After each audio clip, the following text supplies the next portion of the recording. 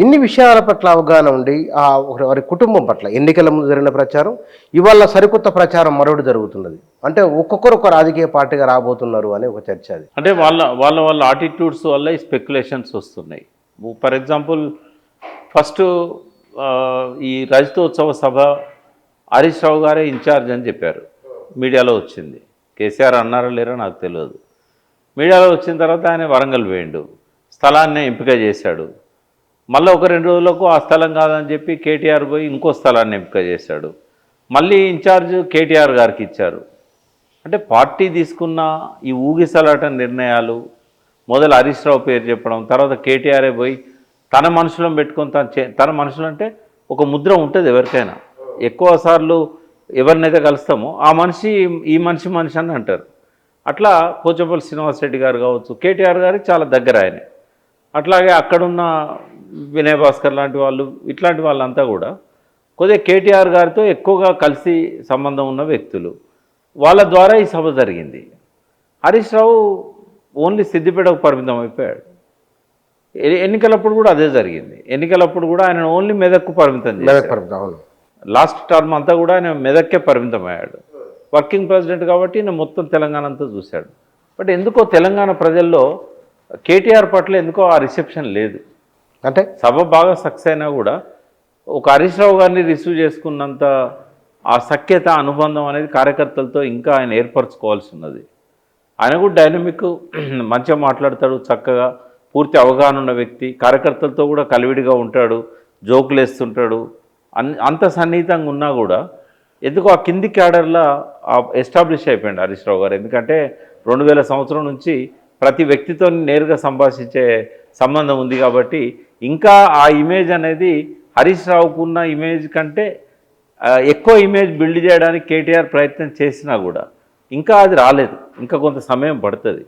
కాబట్టి ఇంత పలుకుబడి ఉన్న, ఇంత అనుభవం ఉన్న టీఆర్ఎస్కి ఒక వెన్నుముక లాంటి వ్యక్తిని పక్కకు పెడుతున్నారనే ఒక స్పెక్యులేషన్ మీడియాలో వస్తున్నది, క్యాడర్లో వస్తున్నది.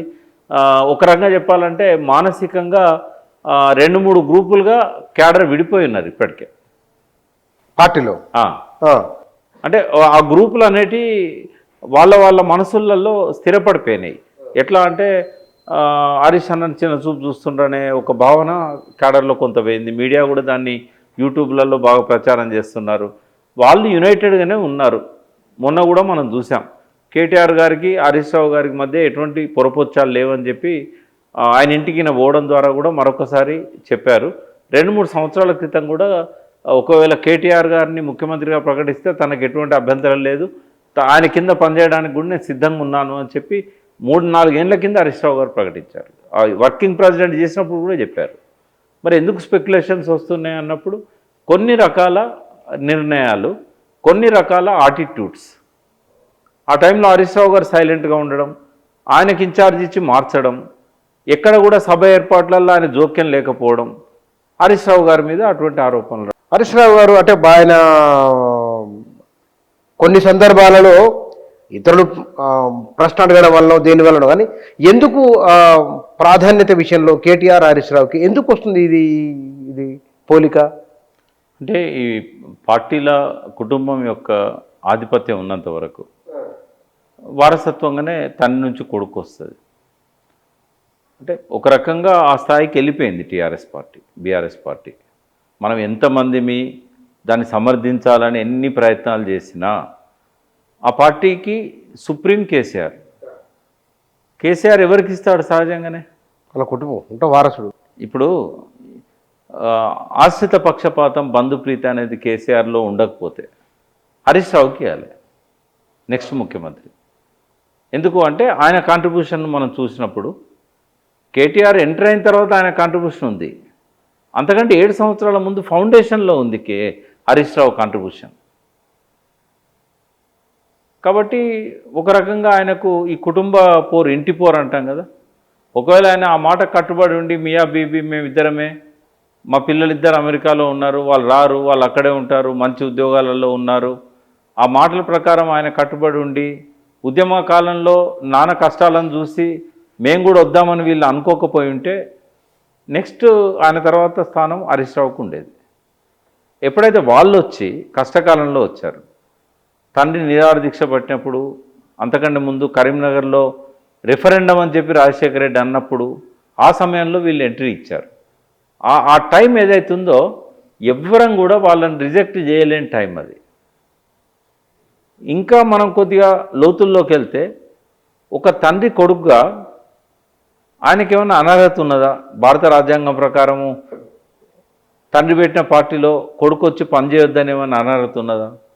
తండ్రి సీఎం అయితే ఎబిలిటీ ఉన్నప్పుడు కొడుకు ఇవ్వకూడదని ఏమైనా అనర్హత ఉన్నదా? అంటే ఎక్కడో లేదు. చరిత్రలో రామాయణ కాలం నుంచి జరుగుతూనే వచ్చింది.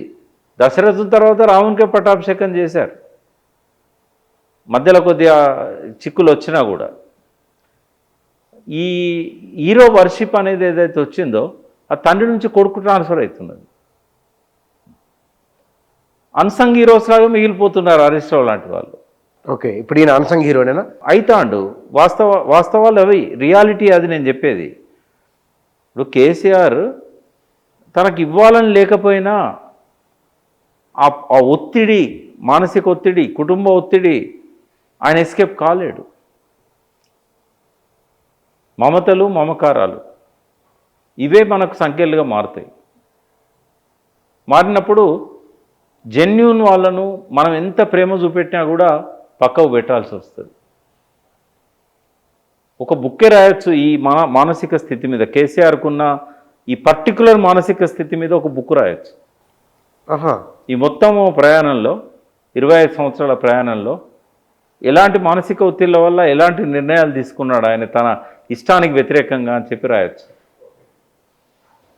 హరీష్ రావు అంటే చాలా ప్రేమ, కానీ బ్యాలెన్స్ చేయలేడు. ఎవరిని సాటిస్ఫై చేయగలుగుతాడు? కేటీఆర్కి ఇస్తానంటేనే పోటీ తయారయ్యాయి, ఇంకా హరీష్ రావు దాకా ఎక్కడ పోయేటట్టుంది. కాళోజీ నారాయణరావు అన్న డైలాగ్ నాకు పదే పదే గుర్తొస్తుంది. నేను దగ్గర నుంచి మేము కాడికే పోయినాను, ఇంకా మనము అనే దగ్గరికి ఎప్పుడు పోతాను అని చెప్పేసి.